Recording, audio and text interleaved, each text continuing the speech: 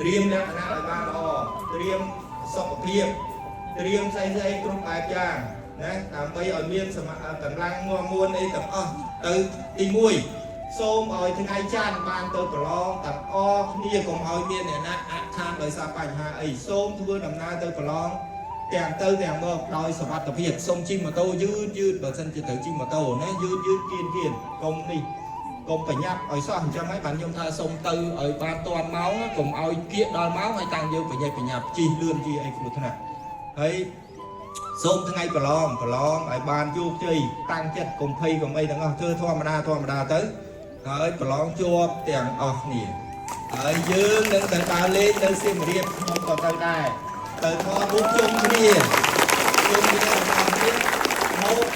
ហូបបាយហូបអាហារពេលល្ងាច buffet ទាំងអស់គ្នានៅសៀមរាបហើយយើងនៅទៅថតរូបនៅមុខអង្គរវត្តឬក៏កន្លែងផ្សេងទៀតនៅទីរួមខាងនៅខេត្តសៀមរាបទាំងអស់គ្នាដើម្បី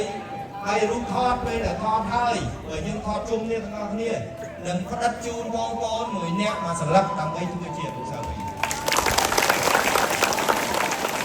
ចាំនេះជាអ្វីដែលក្រុមការអញ្ចឹងសូមជូនពរទាំងអស់គ្នាធ្វើម៉េចជាពិសេសបងប្អូនទាំងអស់ជោគជ័យហើយចុងក្រោយសូមជូនពរចំពោះគណៈអធិបតី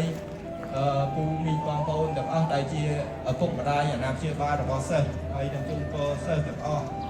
បានជួបប្រទះតែសេចក្តីសុខសេចក្តីចម្រើនហើយប្រឡងជាប់បាននិទេសល្អទាំងអស់គ្នាហើយនឹងជួបប្រទះនៅពុទ្ធពរទាំង4ប្រការកំបីគ្លីឡើយសូមអរគុណ